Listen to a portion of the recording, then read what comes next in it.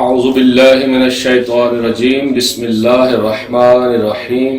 تمام مومنین کی خدمت میں السلام علیکم ورحمۃ اللہ وبرکاتہ۔ تو فیا علی علیہ الصلوۃ والسلام مدد۔ میرے نہایت محترم سامعین، پہلے میں نے گزارش کی ہے نماز پر، واقعی الصلاۃ پر، اب ہے وآتوا الزکوٰۃ۔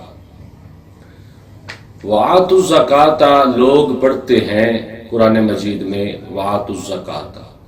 آئیں دیکھتے ہیں کیا زکوٰۃ کا حکم جو ہے قرآن مجید میں اس کا تکرار کتنی بار ہوا۔ تو میرے محترم سامعین، زکوٰۃ وہ عمل ہے جس کا کم سے کم 82 مرتبہ قرآن مجید میں ذکر آیا،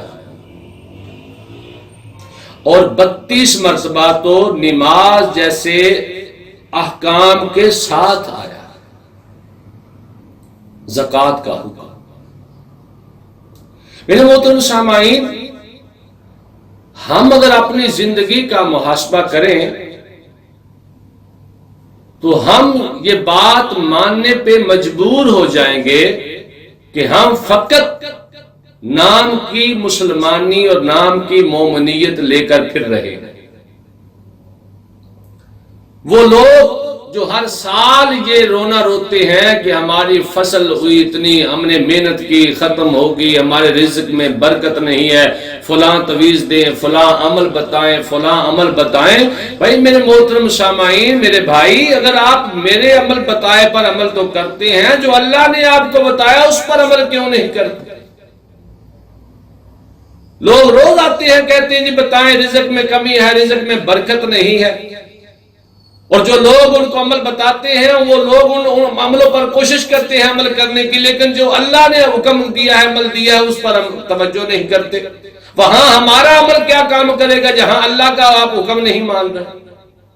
تو زکوٰۃ کا حکم، وہ زکوٰۃ کا حکم جو سورۃ توبہ میں آیا ہے، جس کے بارے میں حکم ہے کہ جب انسان کو قبر میں دفن کیا جائے گا تو وہی مال جو سونا چاندی اس نے اکٹھا کر کے رکھا اور اس سے زکوٰۃ نہیں دی، تو وہی سونا اور چاندی اس کے سینے پر اژدہا بن کر بیٹھ جائے گا اور اس کو بار بار ڈسے گا اور کہے گا وہ کہ تو کون ہے؟ تو وہی اژدہا جو ہے وہی پکار پکار کر کہے گا، دیکھ میں تیرا وہ مال ہوں جو تو نے غریبوں کا حق مار کے رکھا اور تو نے غریبوں کو نہیں دیا۔ اس پر بہت لمبی بحث ہو سکتی ہے، دلیلیں ہیں ہمارے پاس، قرآن مجید ہے، احکام معصومین علیہ السلام ہے، بہت زیادہ بحث ہو سکتی ہے، لیکن میں کوشش کروں گا چند جملوں میں آپ کو اچھا پیغام دے سکوں۔ میرے محترم سامعین، ہمیں حکم کیا ہے زکوٰۃ دینے کا؟ تو ہمارے معاشرے میں بہت زیادہ ایسے لوگ ہیں جو آج غربت کی دلدل میں پھنسے ہوئے ہیں، اتنی غربت کی دلدل میں پھنسے ہوئے ہیں وہ لوگ کہ ان کو کھانے کے لیے خوراک میسر نہیں۔ یہاں ایک حدیث پاک بیان کرتا چلوں، نبی پاک صلی اللہ علیہ وآلہ وسلم کا فرمان علی شان ہے۔ سرکار فرماتے ہیں اگر میری امت کہ وہ فرد جو صاحب استطاعت ہیں، جو صاحب مال ہیں، اگر وہ زکوٰۃ دینی شروع کر دے تو ملک میں غربت ختم ہو جائے گی، لوگوں میں غربت نہیں رہے۔ ہم آج حکومت کے پاس جاتے ہیں، روتے ہیں کہ ہم غربت میں ہیں، آپ نے یہ کر دیا، آپ نے وہ کر دیا۔ میرے محترم سامعین، کیا حکومت کا ہی صرف کام ہے؟ آپ کے کوئی احکام ضروری آپ پر واجب نہیں ہے؟ پہلے اپنے احکام تو دیکھیں۔ جو لوگ خود عمل نہیں کرتے اور دوسروں کو عمل کی دعوت دیتی ہیں، اسی کا نام تو منافقت ہے۔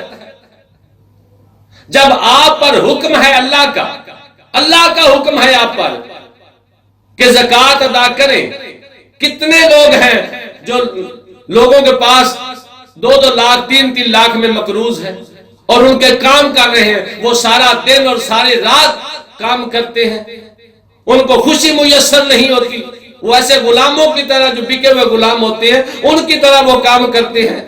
کیا ان کی زندگی کوئی نہیں؟ کیا ان کا جی نہیں چاہتا ہم اچھے کپڑے پہنے؟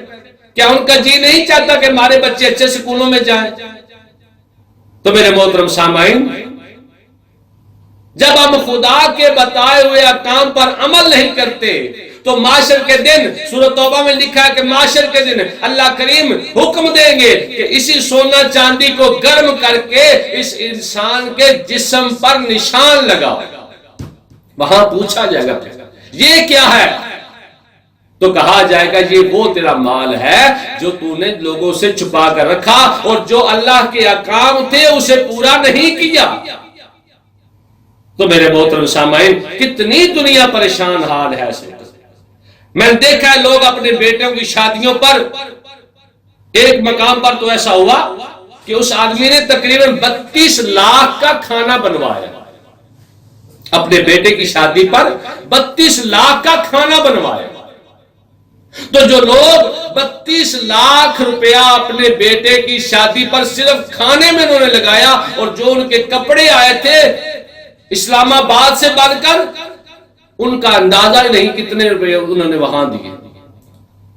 تو جو لوگ اتنی دولت ان کاموں میں خرچ کرتے ہیں اور دنیا میں نام کمانا چاہتے ہیں کہ فلاں آدمی نے اپنے بیٹے کی شادی پر اتنا خرچ کیا، اتنے لوگوں کو کھانا کھلایا، میرے محترم سامعین، جب وہ اللہ کی بارگاہ میں پیش ہوگا وہاں کیا منہ دکھائے گا کہ تو اتنی عیاشی کرتا رہا؟ کیا تو نے کبھی کسی غریب کو دیکھا؟ کیا تو نے کبھی کسی مقروض کو دیکھا ہے جس کے گھر میں بیٹیاں جوان ہیں اور وہ شادی نہیں کر سکتے بیٹیوں کی؟ اگر تو اللہ کا پیغام جو تیرے پاس آیا ہے اس پر عمل کرے تو کئی گھر جو ہیں وہ آباد ہو جائے اور ان کی بیٹیوں کی شادی ہو جائے تیرے تعاون کی وجہ سے۔ اور جو لوگ ایسا عمل یہاں نہیں کر رہے اور اپنی دنیا میں مگن ہیں، جو جان لے اس پیغام پر، وہ قرآن مجید کی تلاوت کریں اور پڑھیں اس قرآن مجید میں سے کہ کیا لکھا ہے، وہ بروز معاشر اللہ کو کیا منہ دکھائیں گے۔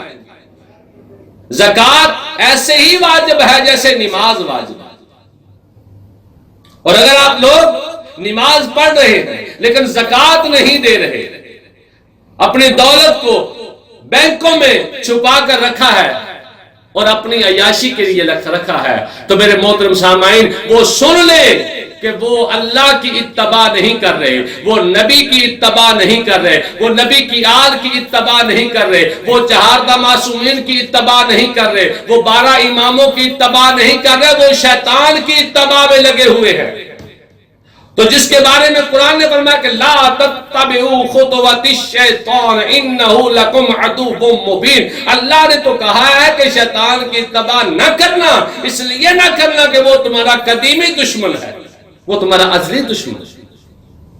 تو میرے محترم سامعین، جب ہم اللہ کے پیغام کو چھوڑ کر لوگوں سے عمل مانگیں گے رزق کی برکت کے لیے، تو پھر رزق میں برکت نہیں ہوگی، کیونکہ برکت تو اس نے ڈالنی ہے، اس عمل نے نہیں ڈالنی ہے جو آپ نے کسی سے لیا ہے، اللہ نے برکت ڈالنی ہے۔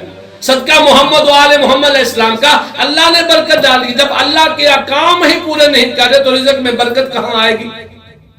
نبی پاک صلی اللہ علیہ وسلم نے یہاں تک فرمایا کہ آپ اپنے گھر میں رات کو کچھ کھانا بچا کر رکھا کریں۔ یا رسول اللہ کیوں؟ فرمایا کبھی بھی ہمسایوں کو ضرورت پڑ سکتی ہے، کوئی مہمان آ سکتا ہے، کوئی پردیسی آ سکتا ہے، کوئی بھوکا آ سکتا ہے۔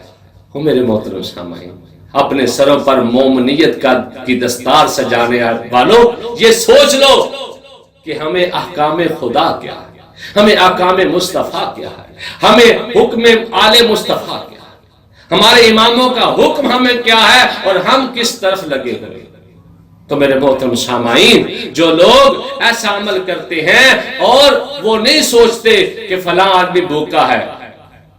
یہاں میں ایک بات آپ کو عرض کر جاؤں، ایک صحابی کے پاس صدقے کی سری آئی، بکرے کی سری جو ہوتی ہے وہ آئی، اور اس صحابی نے سوچا مجھ سے وہ زیادہ غریب ہے، میں اس کو دیتا ہوں۔ اس نے کہا وہ زیادہ غریب ہے، میں اس کو، وہ چلتی چلتی بکرے کی سری اس پہلے کے پاس آ گئی جس نے آگے دی تھی۔ میرے محترم سامعین، یہ ہے احکام شریعت جس پر ہم نے چلنا ہے۔ اگر نہ چلیں گے تو ہماری دنیا آخرت برباد ہو جائے گی. ہم کل معاشر میں رسوا ہوں گے. کوئی دنیا میں چند آدمیوں کے سامنے رسوا ہو تو وہ کہتا پھرتا ہے ہماری بےزتی ہوگی، ہماری بےزتی ہوگی، فلاں آدمی نے ہماری بےزتی کر دی. جب معاشر کا میدان لگا ہوگا، تیرے وجود پر کپڑا تک نہیں ہوگا، دنیا کی اکٹھی ہوگی، وہاں جب تیری تذلیل ہوگی، تیری رسوائی ہوگی، وہاں کس کو منہ دکھائے گا، کہاں چھپاتا پھرے گا؟ جن سے تو شفاعت لینی ہے ان کی بات نہیں مان رہا، جن سے تو نے جنت لینی ہے، بخشش لینی ہے، ان سے تو ان کی بات نہیں مان رہا. جب جس سے تو نے شفاعت لینی ہے، جن سے تو نے جنت لینی ہے، جس سے تو جنت کی امیدیں لگائے بیٹھا ہے، جب ان کے احکام نہیں مانے گا وہ تمہیں جنت مفت میں دے دیں گے. میرے محترم سامعین، خدا را احکام شریعہ کی طرف توجہ کریں. اور زکوٰۃ وہ لوگ جو اتنے مالدار ہیں، خدا را وہ آج سے ہی اپنا احتساب کرنا شروع کر دے اور حساب کریں. علماء کے پاس جائیں، وہاں جا کر پوچھیں کہ ہم نے زکوٰۃ کیسے دینی ہے، کس کو دینی ہے. تو ہمارے پاس تو ٹائم ہی نہیں ہے علماء کے پاس جانے کا. ہم تو بس ویسے موبائل پر ہی سارا دن گزار سکتے ہیں. میرے محترم سامعین، افسوس، صد افسوس. تو کس کام کے لیے آیا ہے دنیا میں اور کیا کام کر رہا ہے؟ کس کی طرف سے آیا ہے اور کس کی طرف جا رہا ہے؟ جس کی طرف سے آیا ہے، کیا تو نے نہیں پڑھا اِنَّ لِلَّهِ وَإِنَّا إِلَيْهِ رَاجِعُونَ؟ اس کا کیا مفہوم معنی ہے؟ تو کس کی طرف سے آیا ہے؟ جس کی طرف سے تو آیا ہے تو نے اس کی طرف ہی جانا ہے. دنیا میں چاہے جدھر تو راستے بنا لے، لیکن جانا تو نے اس کے پاس ہے. تو جب اس کے احکام نہیں مانے گا تو وہاں تمہیں کیا اجر ملے گا؟ تو میرے محترم سامعین، اس لیے کوشش کر کہ احکام شریعہ پر عمل ہو تاکہ کل تجھے رسوائی کا سامنا نہ کرنا پڑے. وما علینا الا البلاغ.